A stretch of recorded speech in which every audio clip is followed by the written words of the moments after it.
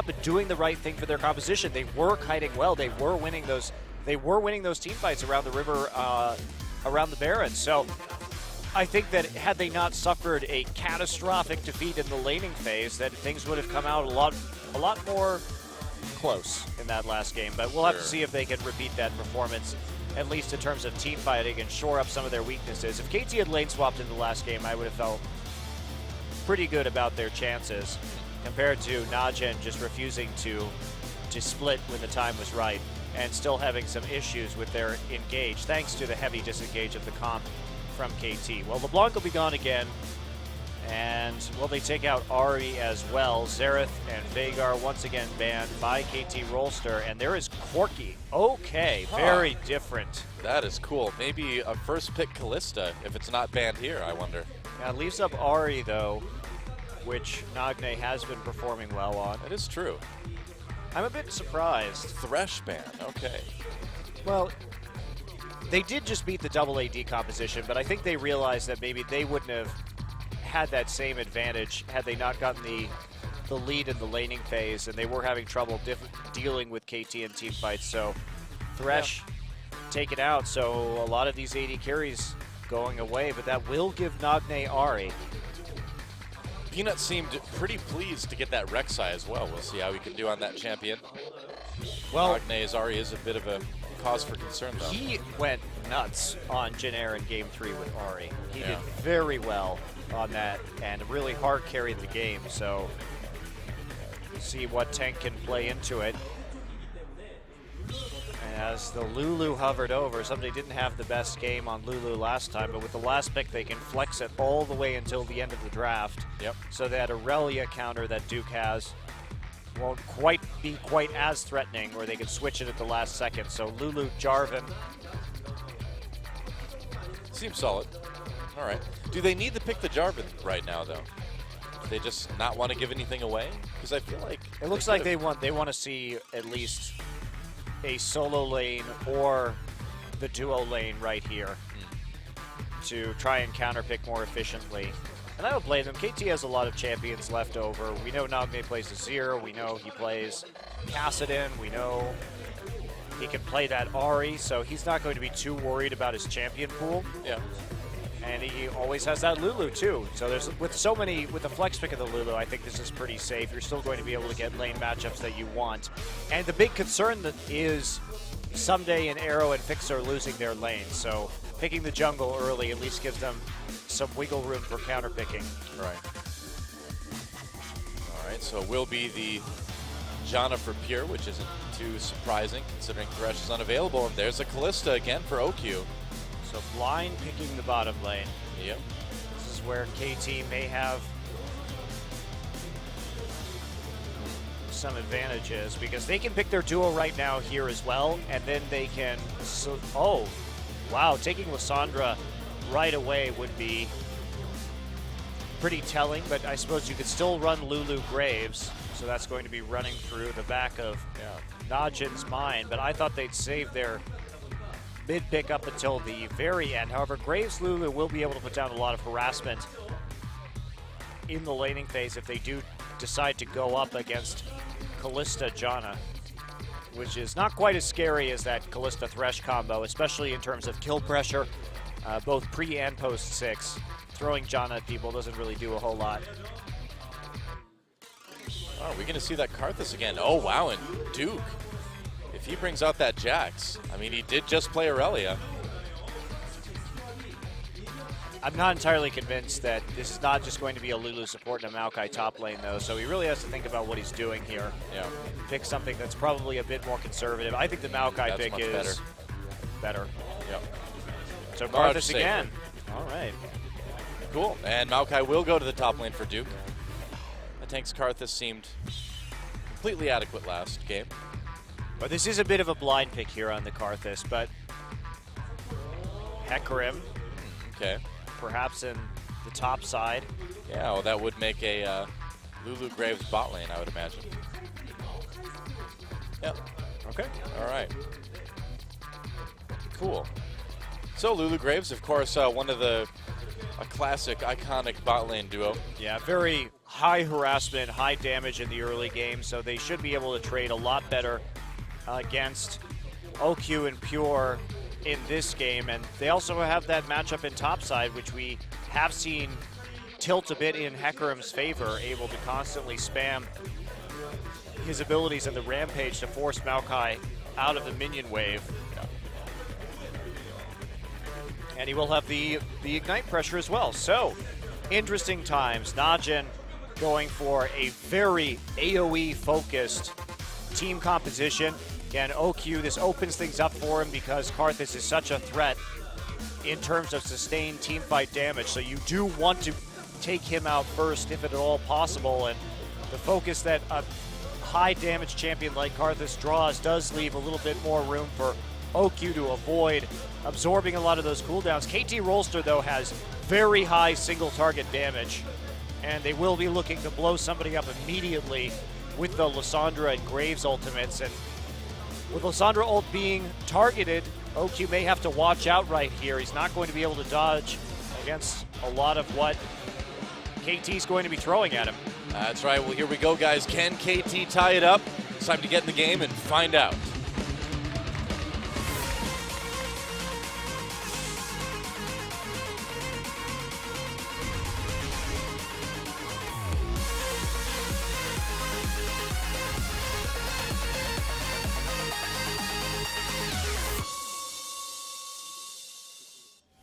And here we go.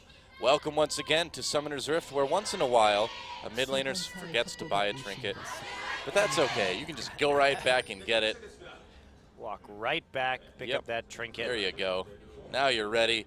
Ready for battle. Tank! Forgot his trinket again. That tank. So it looks like we're not going to be seeing anything too interesting right there. Did Oki just check his auto attack? Yeah, I did. Oh, guess so. I didn't know you could do that with Kalista. Considering that, aren't you kind of locked in until the hop happens? I think there is a very narrow window. Okay. Lots of damage onto Fixer. He's going to be going back.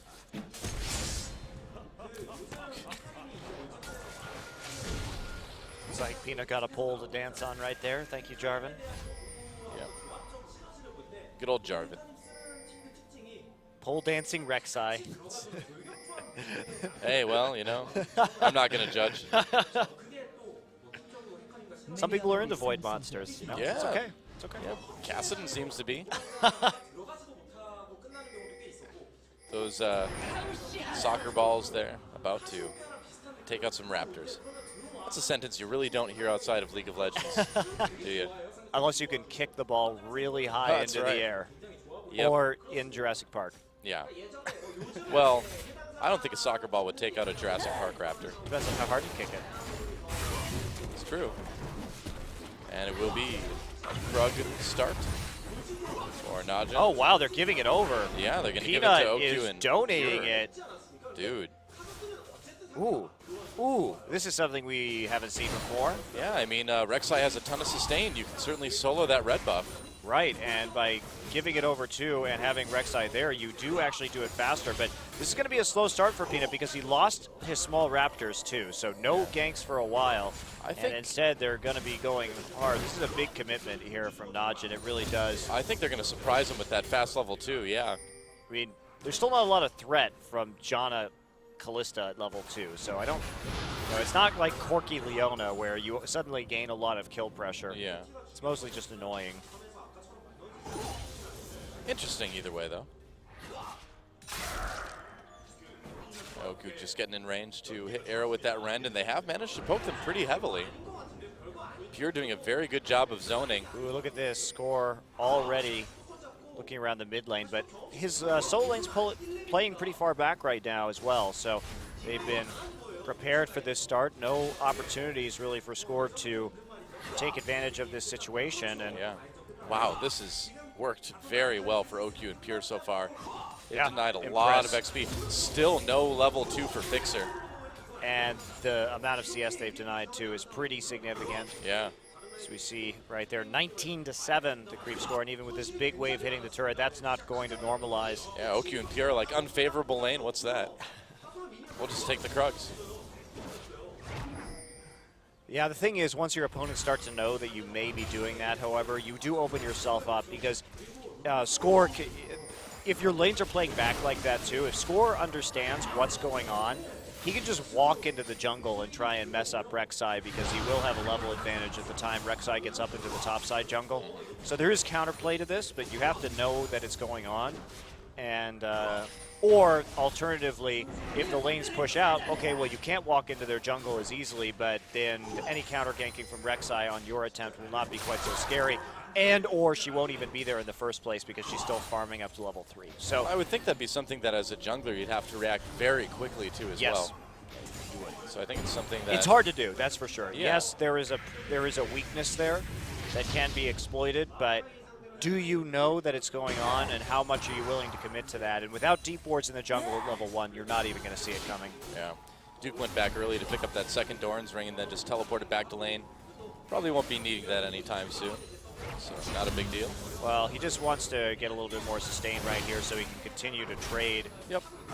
Because he will have a bit of an issue against this Hecarim, and he has to make sure that he has that extra HP against the Ignite as well, so it does necessitate some more of these early game items. And sure Duke, even after that TP, you saw how much damage he's taken already. Oh, wow, It's yeah. so annoying, the Rampage spam constantly in the front line. He's already burned through all of his potions, and Score waiting in the lane. I don't think he's going to find anything here, though.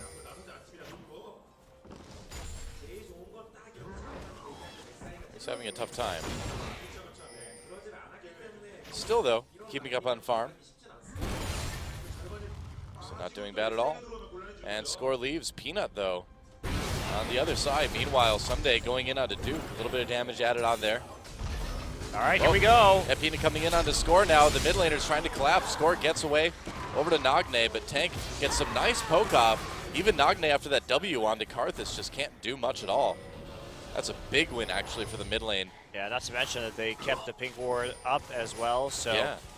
now we will see the top laners recalling once again. Duke wants to head home, get some more potions. He has been actually winning in terms of CS, which is impressive considering how much trouble he's had staying up next to that minion wave, and Someday will TP back with a Sheen. I mean, So if that's you're going to hurt pretty badly. if you are spamming that AoE as a Hecarim, you are going to lose a couple creeps just because you're not going to get the last hit. So if you want to harass like that, you do kind of need to be willing to give up a little bit of CS, I think, or be extremely careful about Right, and when you last hit. your Rampage will push the wave as well, That too. naturally, so there's a other added factor to it. Although this bottom lane is still going heavily in favor of NaJin. I mean, this is pretty ridiculous right now. They're nearly doubling the CS. Here comes It's Peanut. going to be a dive, and they're going to use the Karthus ultimate as well. Arrow getting very low. He'll be the first victim. First blood going to Tank.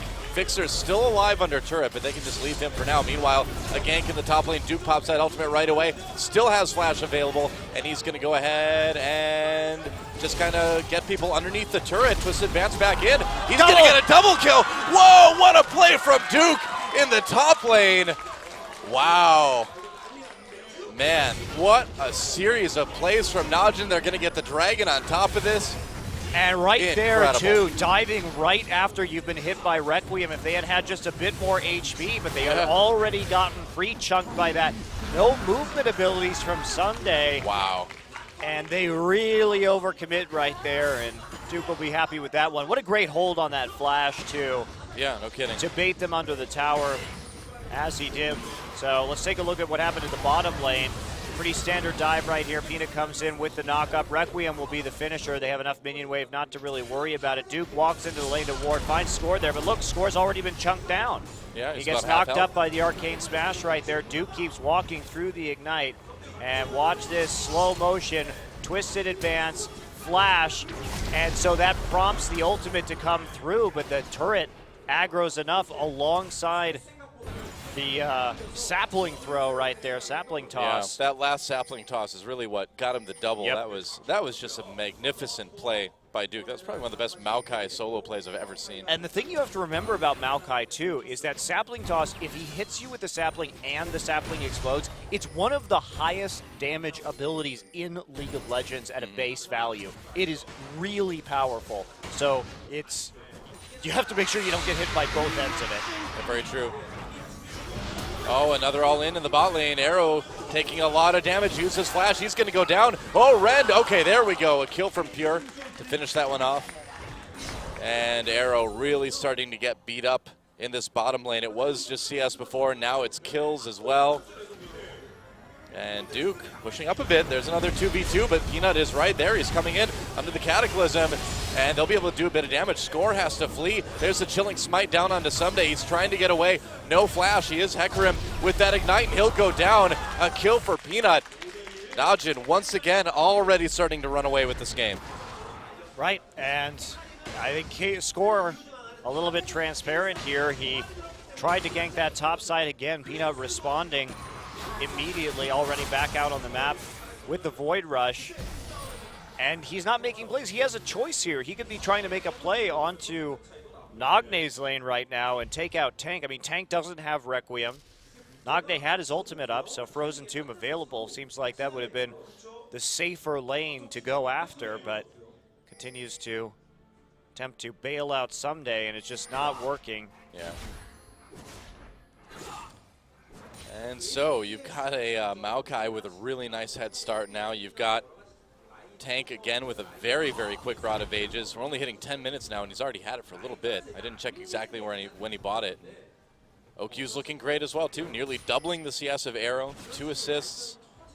Now, things really could not be going much worse for KT here in Game 2 right now. Well, I really like what NaJin's strategy tonight, too, because here's the thing. If you're NaJin and you see, we talked about Score's kill contribution percentage and how he's up there leading the league at 85% contribution to his team kills. His team really can't do anything without him there. Yeah. Well, what do you do against a player like that where their jungler, they really need him in order to make something happen? Well, actually this Karthus pickup where you have these very good side lanes that can make plays by themselves, the Karthus will hit both lanes simultaneously, and Score can only be in one of them. Yeah. And so if you know that's true, then actually this Karthus pick starts to look really smart from NaJin as a stylistic counter pick to how we've seen KT make plays this season. Yeah, very good specific plan for KT.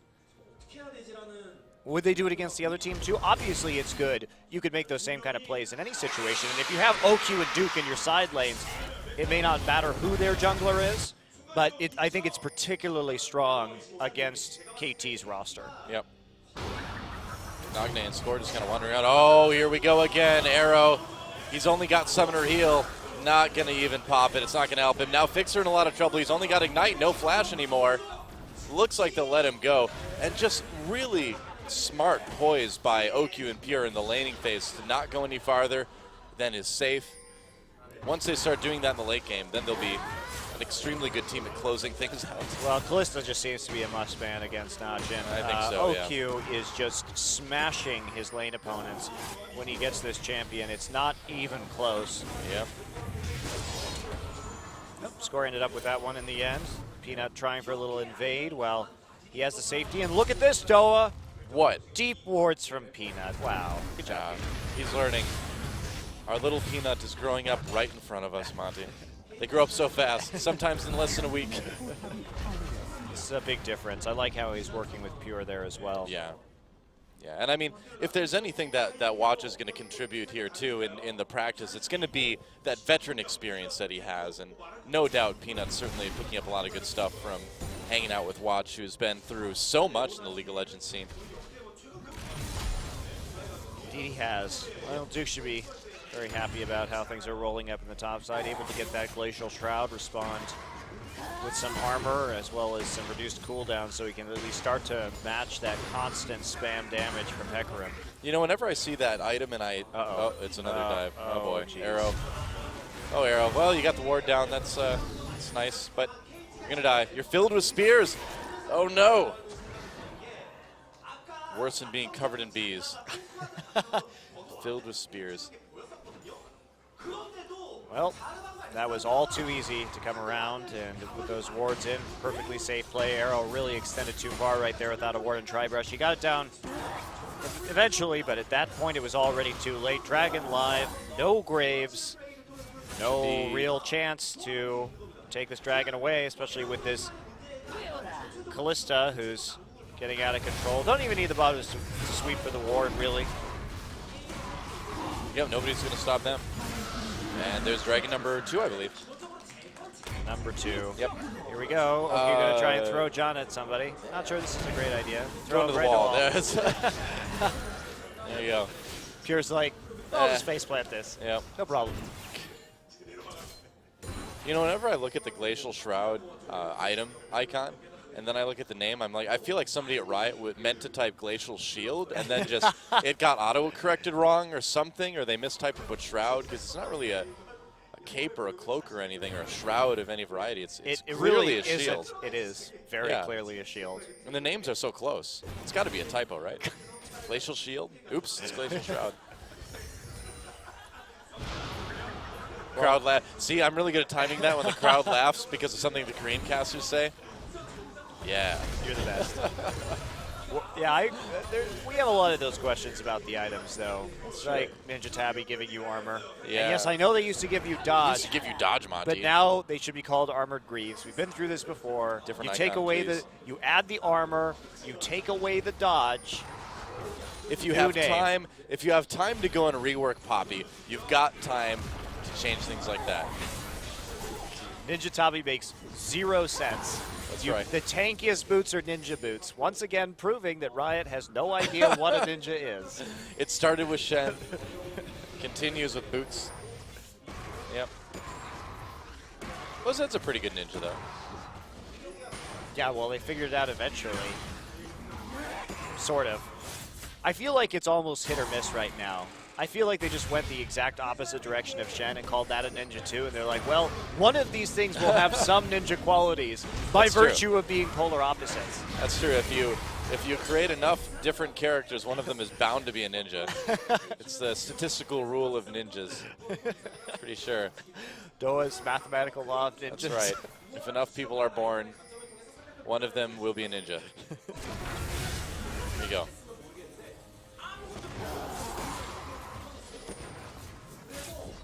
Well, what is there to say, really? I mean, NaJin crushing KT again. We'll just wait for that OQ moment. We'll make a meme, and then we'll sign off for the night. I guess right. that's how it's going to go, Doa. That's about it, and then we'll come back and do it all again next week. Thug life. Yep. But, I mean, it's really not. Your job is very hard right now, Monty. No, there's nothing to say about tonight. We've just seen people getting smashed all evening. I mean, we did see NaJin just take their 8th dragon in a row. They may actually take more dragons in a row tonight than SK Telecom did against CJ, which is pretty amazing. I think NaJin actually could potentially have like a record for most dragons in a row so far in the tournament. Yeah, they've been doing quite well for themselves. Longer games too, so. Yep. Okay, well, we'll see how long they keep this record up. It's going to be interesting to see NaJin versus CJ next week because NaJin, a team that looks like they're on the rise, CJ struggling in their last 2 more difficult matchups. Battle for the Krugs. Score coming through. And NaJin will just back up. No need to fight that when you've got OQ distracting people in the bot lane and Arrow trying to clear that wave. He'll be able to with Buckshot, but decent amount of damage done to that turret already. Yeah, this is where they want to be, though. Finally, NaJin figuring out that the split push Kalista, well, they figured it out last game. They got the tier 2 turret down before deciding to group and siege with a really terrible composition for sieging. Yep. But there's another turret down on the top side, and it's not looking great for KT We are right here. We are seeing that this Bloodthirster Kalista build doesn't exactly push as fast as the Rune and Hurricane, of course, but it is a good way to stay ahead. You know, you're just not going to die very often if you get a good lead on Kalista and buy Bloodthirster. Well, the advantage, though, is that you can tank turret hits with it. So Wall of Pain, and the E helps Nagne escape. He gets over the wall, but Score on the back foot right now. And really, KT. Oh, OQ dodges Arrow. Arrow taking some damage here. Teleport coming in for KT. Can they make something happen? Teleport coming in. Whoa! Someday all over OQ. He's trying to hop away as fast as he can. Peanut there. Duke as well. slowing up KT, and now they're going to throw Pure in there. Nice whirlwind right out of the ultimate from Callista, but where's the follow-up? They're going to turn back again. NaJin's pushing this one a bit too far. Duke locked up. He's going to go down Cataclysm. There's the ult as Someday tries to escape. A kill for Arrow. Look at all that damage onto KT, but they just don't have quite enough. The Requiem didn't do anything. Well, didn't kill anyone anyway. Wow, so close to being like a triple kill right there, but can't quite pick it up. And OQ doesn't have any mana for a finisher. OQ's like, it was me getting caught again. OQ, there we go. It's our OQ They got the moment. turret, though. It wasn't so bad that time. Yep. He is very consistent, isn't he? Here we go. He's like, oh, teleport coming in, I'll just keep, oh, it's Hecarim, I never expected this to happen. He forced the teleport to come in too because he was in their jungle getting flanked by another teleport from a home guard Hecarim while he was trying to get some damage on the Graves. Oh yeah. And then Duke does get destroyed by the Lissandra ult, and look at this Requiem. Duke's like, oh, it's so close. yeah. Not only that, but there was Gift of the Toadstool on Score and Arrow right there, too. So there was another possibility of them just dying to the poison from attacking Peanut, but didn't happen. Sad. I would love to see a Gift of the Toadstool triple kill. That would be amazing. Yeah, seriously. That'd be a happy Toad. Duke's like, haha, noob, I'll still get MVP. Hey, OQ hasn't died yet. He still has a chance. It's true. Even he baited Duke into die that time. See, it's all about the baiting your teammates in for who can get MVP on NaJin now. That's the NaJin way. Yeah, Duke was able to bait OQ into the death last game. Now OQ's trying his best. He's like, sick. Duke's got 2 deaths. I think I've got this one locked up. And this is going to be Dragon number 3 now. 9th Dragon in a row on the night for NaJin. And Duke there to zone people. He's going to go in on the Nagne. Nagne not able to escape with that E, actually. That might have been an opportunity, but I think they just assumed he would be able to get out. Well, funneling into a corridor when Onslaught of Shadows and the Graves ultimate, the Lissandra ultimate are up may have been a bit risky. We NaJin. I think the KT definitely had a positional advantage right there that they could have womboed pretty effectively, but especially with no Requiem available for any cleanup from NaJin, so better for them just to disengage if possible and not follow up onto that one. Tank going to get yet another blue buff. Why not? And yell some Karthus things in the meantime. Yeah. Remember back when his lore said he used to like hang out in the swamp and sing all day? No. I do. Those were the days. I don't think they talk about it in his new lore. But yeah, he used to sing a lot. Sing in the swamp. Yeah. Just like Kermit the Frog. He's really the league equivalent of Kermit the Frog. Oh yeah, OQ. Tank that turret when you don't even have a Bloodthirster shield. Yeah. We need a Rainbow Connection Karthus skin. You know, of course, a reference to the great Muppet movie from, when was that?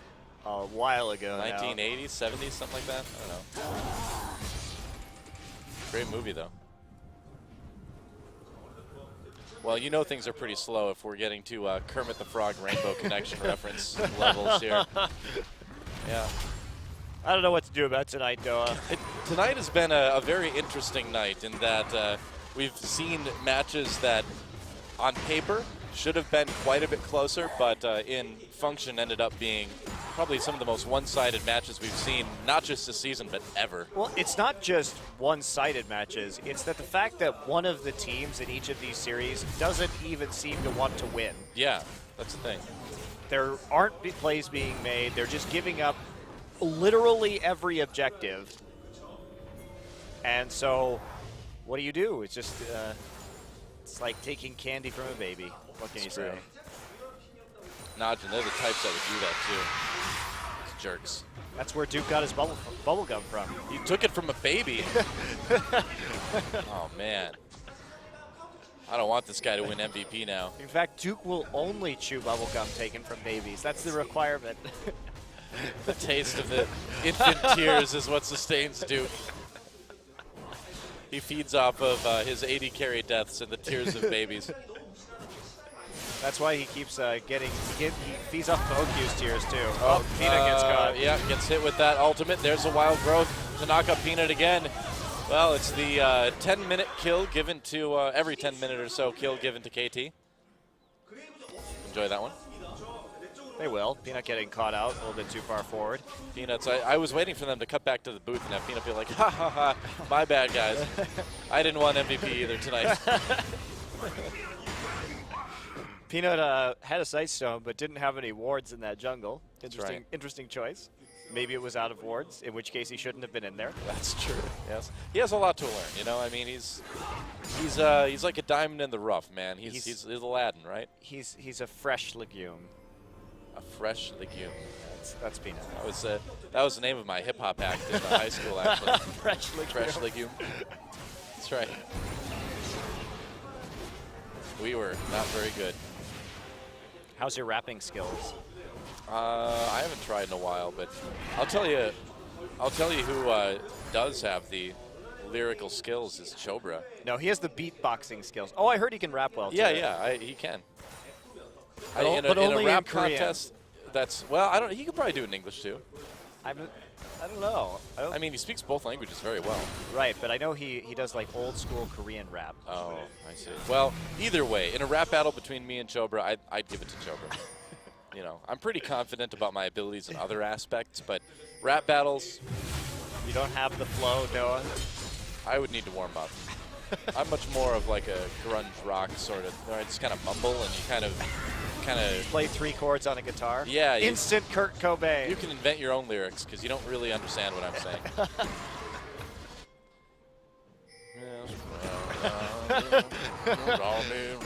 I'm glad you don't grunge sing your way through team fights, though. That would be That's really right. annoying. Don't tempt me, man.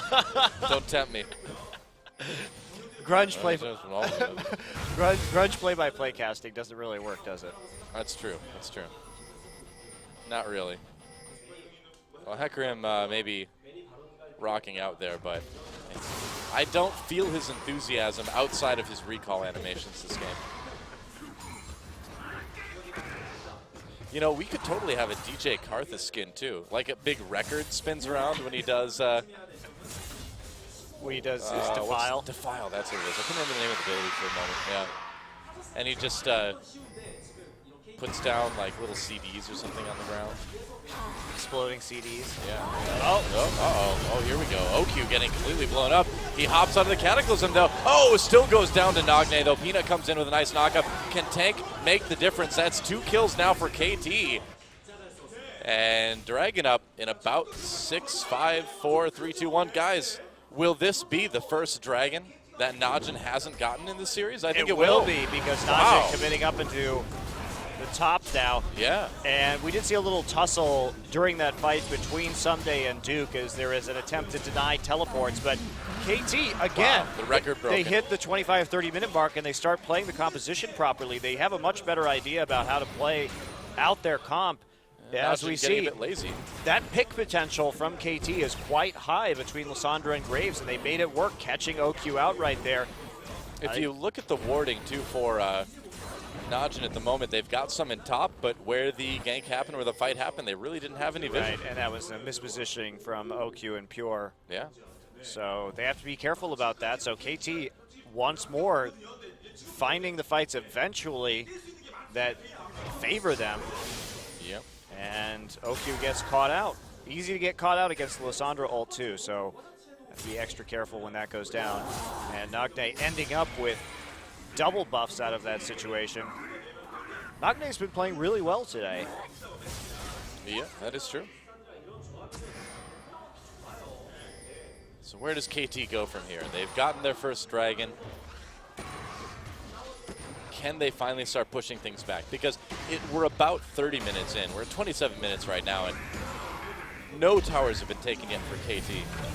Yeah, there's this immense gold lead, of course, already developed for NaJin straight out of the laning phase. And NaJin has been sloppy in how they close these games and choosing how they're going to play out their team composition and fulfill their win conditions. Meanwhile, KT has been the opposite, losing lane pretty darn hard, but coming back with some more veteran play and good reads on the enemy team comp later in the game. Someday is, he's farmed up. He's getting pretty scary. See if he can actually do something meaningful here, as Peanut will decide to move into the Baron pit, start clearing out these wards. They want to bait it as much as possible. NaJin has a composition that can dive sort of effectively, but mostly they need to fight around open space. Again, not the best siege composition with this Karthus in the mid lane. They will have difficulty breaking through the wave clear from KT. Now we'll see if NaJin can claim this Baron. Double ward. Oh yeah.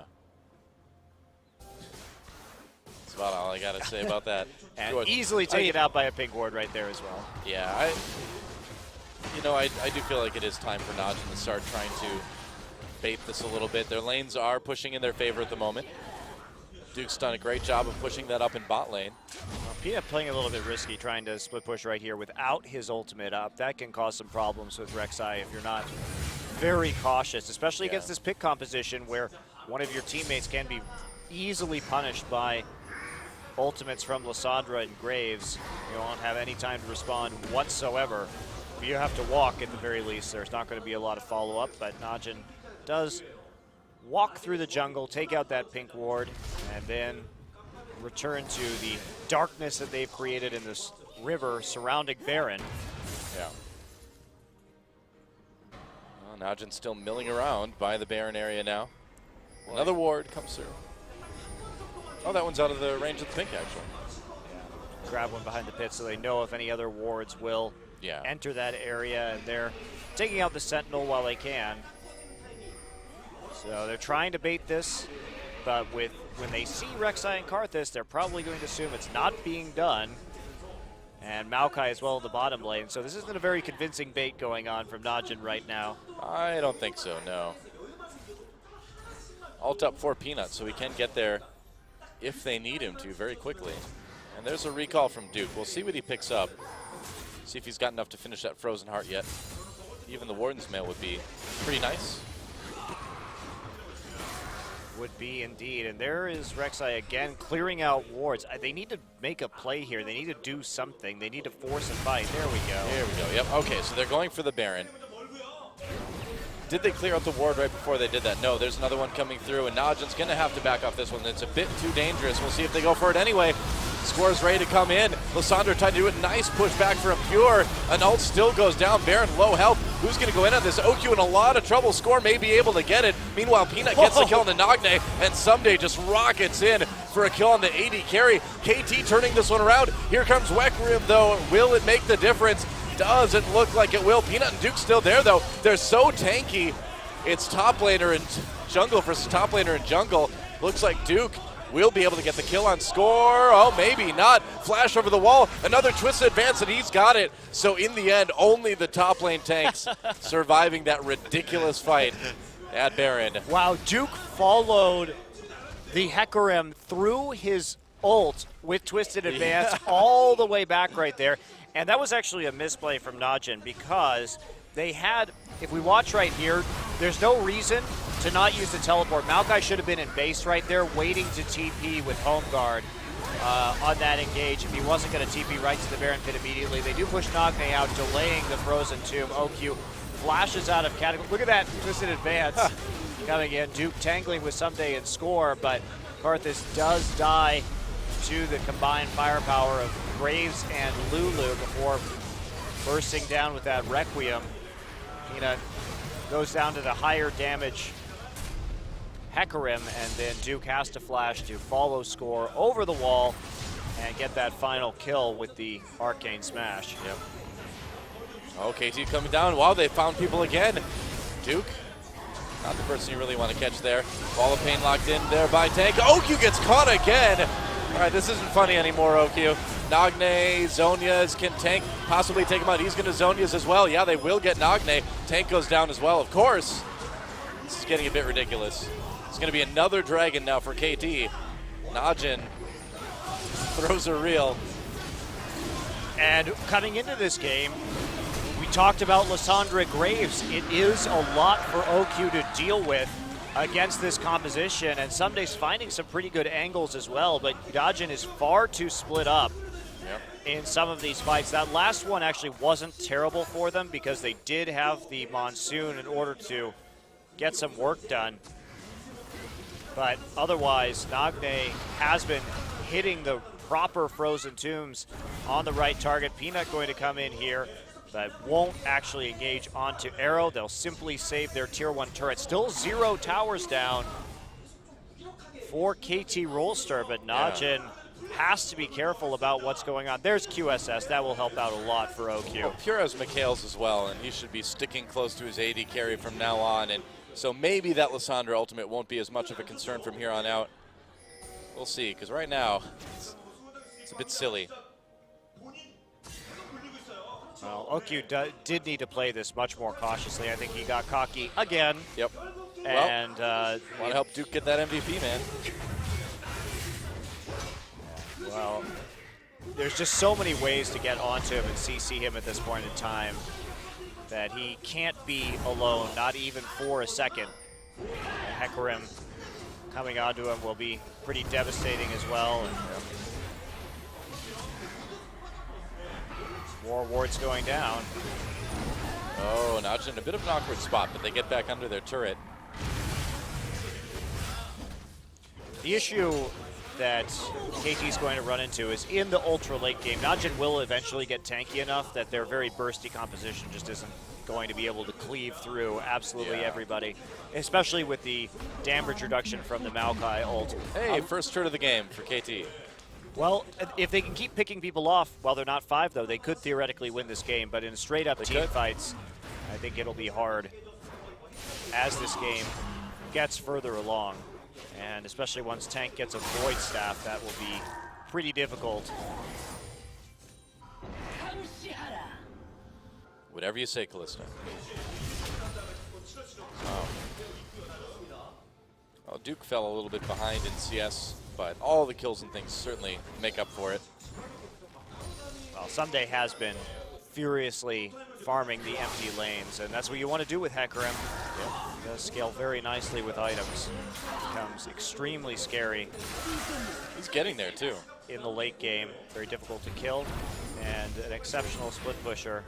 Yeah, here trying to deal with it, but he's going to take a lot of damage from him. Someday just doesn't care. He's level 18 already. Yep. So that's 3 levels above Peanut. Peanut needs to be careful here. Oh boy. Duke is coming up, and are they going to maybe be able to get a kill into Someday? Meanwhile, there's action in the mid lane right now. Looks like it broke off. Someday on the run. He's going to just ult over the wall. Ult's down. Peanut's actually going to chase him. Can they collapse on this? Tank coming down. Oh, can't. This could be a Baron, though, if they're not careful. Make it work, but Someday has TP up, so it would be a little bit risky. They would be setting themselves up potentially for another home guard engage, but they can push right up the mid lane. A little bit dangerous. Not a lot of wards on the flank right now from NaJin, so they still are vulnerable to a TP engage if they don't take down this turret quickly. I think they probably will. And they know the ultimate is down for Hecarim, so that takes a lot of the fear out of it as well. Yeah, you know the difference here. 5 pink wards down on the map for KT, 0 for NaJin. Yeah. That is huge. Only 1 ward in mid, and that is it for now they are going right to get a bunch of these pink wards as they stroll through the jungle and around the, finally a pink ward going down right in front of that Baron pit. This is a pretty big difference in terms of the warding, however. Yeah. Someday has an Elixir of Wrath, so really looking to ramp up his damage onto the backline for this last fight. Oh, they miss. That was so close. The ult and the Whirlwind as well. Someday coming around for a second try right here. He got some important cooldowns out. Peanut will aggro the Baron, but they can't find a way to do it at the current time. Yeah. Fixer getting pretty tanky himself now with the Locket of the Iron Solari. Certainly going to be helping out in those team fights. Yeah, great. Score with the Aegis. Yeah. Great pickup. They're actually going double Aegis right now against the Karthus. Not such a bad idea, because if they're able to assassinate OQ instantly, then they will have an opportunity to just survive through the Karthus damage with 2 Lockets. That's actually pretty smart. So KT needs to kill OQ immediately, though, in order for that to be effective itemization. Well, certainly has worked for them in the last 15 minutes or so. We're nearly even. KT fighting back from behind. So NaJin getting a bit sloppy. What are they going to do against this Hecarim? They don't really have a split pushing answer this game. Yeah, KT trying to set up for another Dragon. They've got the Rift Scuttler now and Dragon up in about 20 seconds. OQ also pretty low damage this game. If we compare the itemization so far, just in terms of auto attacks, Arrow will be outputting significantly more thanks to his Infinity Edge and the extra damage from the crits. He's going to be very tanky too, considering the Graves passive, the Lulu's shield, the Locket of the Iron Solari. It's going to be really hard to take out this AD carry. Someday making a pass. Oh, he gets caught. Gets really caught. Goes through with the ult to get the fear onto OQ, but it's too late now. Someday, oh, maybe not. Score coming in. He's going to give his life so his top laner can get away. Tank comes in. OQ picks up that kill. Someday on the run. Looks like this Dragon may go to NaJin instead. In fact, it will. So NaJin able to get that pick. Still looking to go on. Oh, Nagne stayed around, actually. I don't know if that was wise or not. Duke and Peanut Someday coming back in with the teleport. OQ's Nagne dead. very, very low. Yeah, OQ is dead, but NaJin can turn this one around on a 1v3 now. Fixer had to run for it. They did take out Arrow as well. Someday is such a look monster. at that. No kidding. Tank somehow still alive through all this. Fixer gets the shield down, gets the Glitter Lance. Can they actually finish Someday off? They finally can, but it takes forever. Okay, well, that was a big moment. They couldn't make it work. Are they still going to go for this Baron? Tank doesn't have a lot of mana here. I mean, Karthus has good sustain, but I don't know. They're going to try for the Baron anyway. I mean, they've got a long time until some people come up, but Score is awake. The thing about Lay Waste is that you have to actually kill minions to restore the mana. Yeah, that is true. So now like he has no get it. mana. Well, here we go. Fixer coming in. He could actually steal with the blast. Steal with the Glitter Lance. It didn't happen. I hoped it would. Oh well. Smite a little bit stronger than Glitter Lance, as it turns out. And man, if Someday hadn't gotten caught out right there and prompted the engage because he got chunked really low. Take a look at the second part of this fight. Nagne gets knocked up, will ult himself. Peanut comes through onto Arrow with the tunnel. OQ gets destroyed right before the Zonius comes in. And Someday, you can tell just how annoying this Hecarim can be. They just can't stop him from killing Janna. Tank nearly taken out as well, but he does play far enough back that Duke and Peanut provide a substantial front line for him. Yeah. And so the nice thing too is that when they killed Baron, everyone from NaJin was up. So that buff should be on everybody right now, except for Pure, it looks like. Everyone else should have it though. And they're just going to push up towards this mid inhibitor now. So will NaJin finally get enough of a lead to start to close this one out? We'll see. It looks like they've got some other turrets they want to take down first. Yeah, only one locket so far.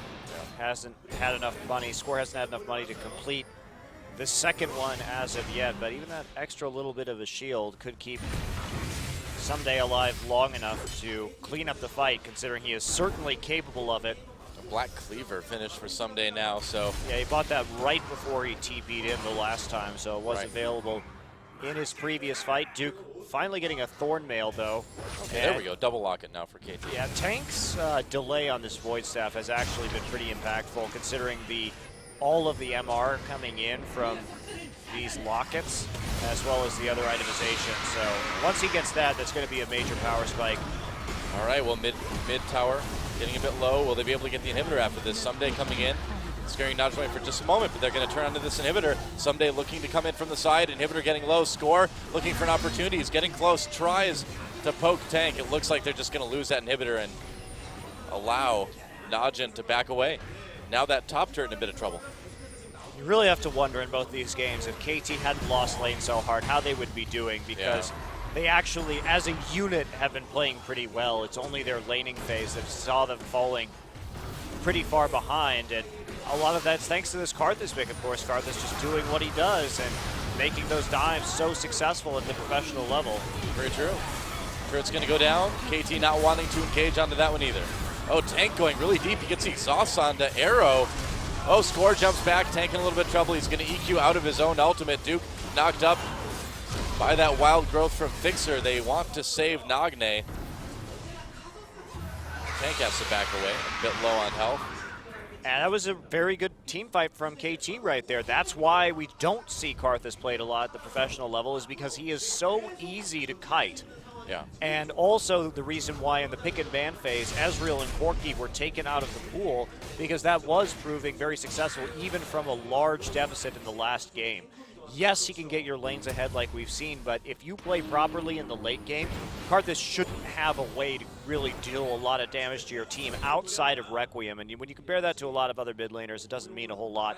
Void Staff done, Potion of Sorcery, the blue pot available for Tank as well, so he has 823 AP and finally has enough magic penetration to really make a big difference. Wow.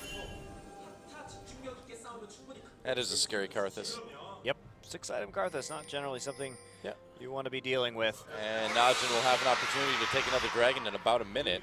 Yeah, I think they really just want to wait this one out, make absolutely sure they can close this game. I think that's a good idea.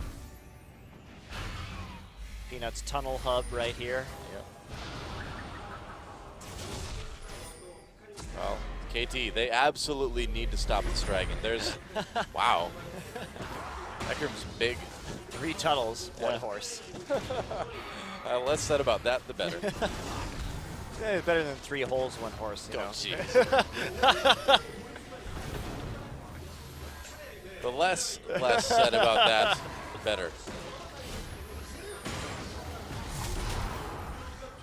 Well, NaJin trying to just push KT back a little bit. They need to be careful that they don't get caught by somebody coming around that side. Oh, Score. Speaking of getting caught, takes a lot of damage. They're going to get him. That's almost certainly going to be it. It's going to be very difficult for KT to fight this now with Score down. All they can do is pull back to their base and hope that they can somehow defend against a 5-dragon NaJin. And in the end, the player that has been so instrumental, really been the backbone of KT, gets caught, and that could very well cost him the game right here. Yeah, he still has a very high kill contribution, though, in this series, and certainly some you have to fault him to a certain degree for what's been happening in terms of the top and bottom lane of this game, but I suppose he also hasn't even had a lot of chance to respond to what's going on. Yeah. Oh, they're going to go in deep. Nagne's going to ult himself. OQ gets out just in time. He's going to get a lot of damage in on the Someday now. They're going to be able to take out Tank, but that's okay. Karth is still dealing the damage. Nagne escapes. Here comes a Requiem, and that's a double kill actually for OQ. Requiem helping out the AD carry. So Tank, you did not die in vain, don't worry. But now with most of KT out of the way, that's going to be an easy cleanup for NaJin at this point. We'll see if OQ finds a creative way to get himself killed in the last moments of the game. He's trying. Now they could just be killing the turrets here. Oh, Score. Wants to take a bit of damage. And there we go. Finally the Nexus going down. And at the end of it all, it will be a 2-0 for NaJin E-mFire.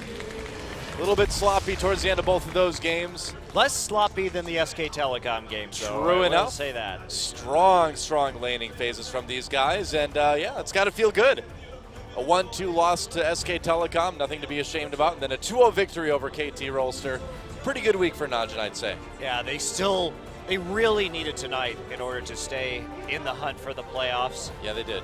They're still under 500, and they pretty much have to run the table if they want to make it in. But had they lost to KT, it really would have been a very outside shot. Yeah, for sure. Well, and KT, you know, again, just a lot of questions about this team. You know, what's going on in the early game? Why does it seem to take them so long to sort of figure out what to do with the comp they pick? It's a bit awkward. KT still looks a lot better. I will say that. Well, both of their game against Jinair and tonight. I think that overall their vision was fine. Nagne has had 2 very good series in a row. Yeah. He wasn't really the problem tonight. If his side lanes hadn't done so poorly, he may have had a better shot, but it's hard. NaJin has OQ and NaJin has Duke. They are very difficult players to handle. Who do you think is going to get the MVP? Is it going to be OQ or Duke? I'm betting Duke. I think OQ died too many times that game. That's a tough loss for Nagne. Yeah, especially since his play individually has been on the up and up. Yeah, well, Tank played a good Karthus. 2 games in a row. You get in there, you do your damage, you die, you Requiem. The life of a Karthus. Or the unlife of a Karthus. The unlife of a Karthus, yeah, really. So tough times. Will OQ get that MVP, or will he have been caught out too many times by Lissandra Ultimates? If he gets it, he tried. He tried not to. He tried real hard. Too funny. We'll call this one a mercy one if he gets it, but I don't think he's going to. And someday, longtime veteran doesn't look too happy in the booth today. MVP is Peanut. It is Peanut, 5-2 and 11, 80% contribution from kill. He had a really good game on Rek'Sai. He was in weird places here and there in the later parts of the game. This was a really good turnaround, though. Yeah. When Score decided to come up into the top side again. Yeah, and for a young player just starting out his esports career, a very promising beginning for Peanut here. I agree. He's shown some really good instincts about ganking. His mechanics on ganks are sensational. Yep. And once he gets a more acclimated to how to play the Vision game, I think he could be quite good, but yeah, we'll see if he gets there. Yeah, he's looking extremely good. And he's shown proficiency on a lot of champions so far as well. Yeah. Hasn't really been able to be stopped. It's in fact drawn a lot of Lee Sin bans, especially from SK Telecom himself. That poor Nagne, he really did do everything he could in this game. He caught the AD carry he a really bunch of did play times. very well. Great engage in that last team fight. What do you do?